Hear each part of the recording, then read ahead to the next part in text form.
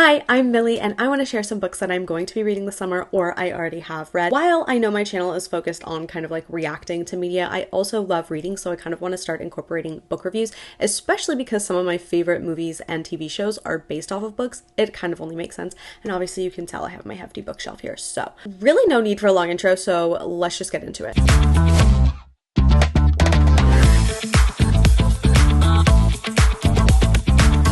This is Emily Henry, Happy Place. I already read this book this summer. I'm a person who likes to add tabs to either favorite quotes or favorite parts of the book or things that just kind of stand out to me. I don't really have like a tabbing method. I know some people kind of color code their tabs.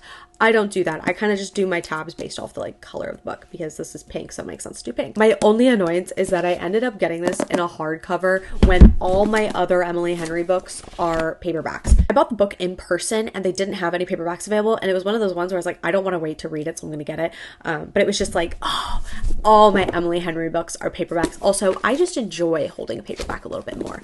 Also an Emily Henry read, but I kind of read this before summer, which I waited till summer because it's a very summery book. This was a very fun book. I think I want to do a full separate review video on this book because I do have some like thoughts and feelings and opinions, and I wanted to like talk about some of my favorite parts. So stay tuned for that. The next book that I have is a little bit more like health related. I just have the cover sleeve because I'm currently in the middle of reading this book. It's called Hormone Intelligence by Dr. Aviva. She's not just a doctor, she's also been a midwife, and she does a lot of research on hormones and women dealing with hormonal issues. It was a book I really wanted to read and that I've been recommending to a lot of people so far because I just love the language she uses when she's talking about our bodies, and it feels empowering and it feels exciting to be learning a little bit more about my body in a way that I don't have to go to 8 years of med school and residency and do whatever they do in Grey's Anatomy. So it's really nice that I kind of just get like a little jump start into a little bit more about my hormones and figuring out how to balance them and what I should be doing and what I need to be doing, and maybe things that I already am doing that I should just be doing more of. I also want to do a review on it and talk about it because I think it's one of those books that not a lot of people know about, but they should.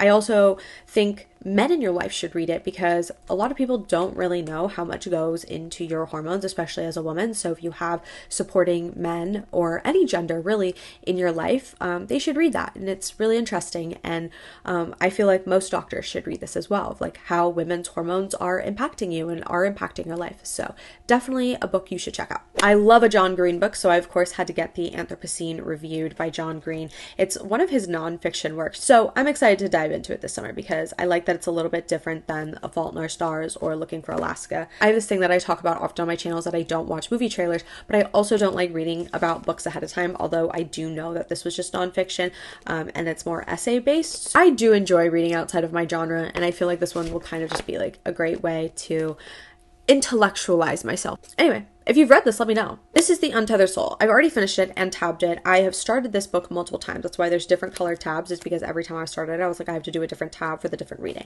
I found this many, many years ago, and then every time I'd start it, I would get busy and never finish it, and I took it as a sign of like, maybe I'm just not meant to read it yet.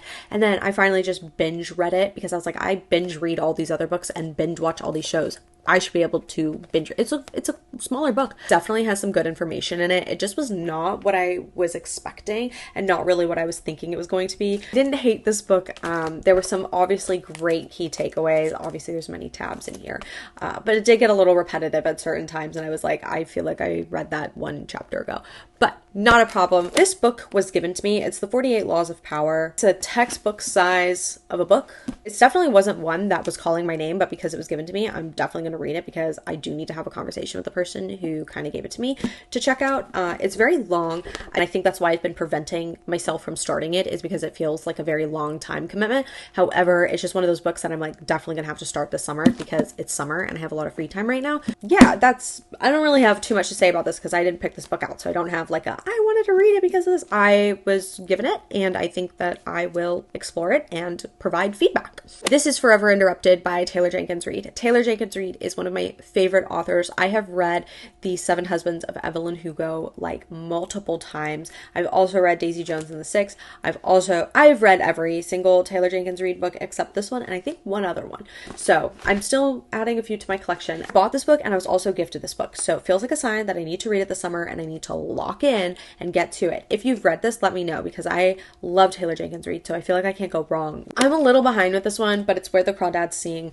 I know it came out as a movie. a little bit ago, like a long bit ago. And I know this book has been out for a while and was very popular a few years ago.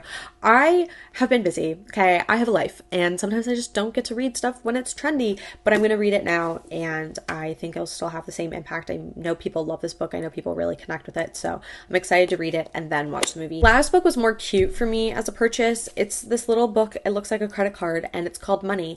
It was written in Great Britain. I'm not sure if it will be very productive for the current state of the United States of America, but I think that it'll still have some universal takeaways, maybe.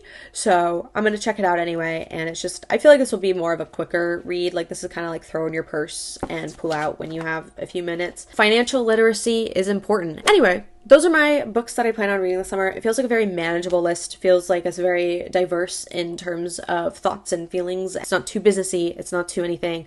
So I'm excited for my list. I would love to know what your favorite books are. I'd love to know if you have any of these books on your TBR. Thank you so much for watching me talk about books that I will be reading this summer. I hope you stick around and watch some other videos of mine, and I'll see you later.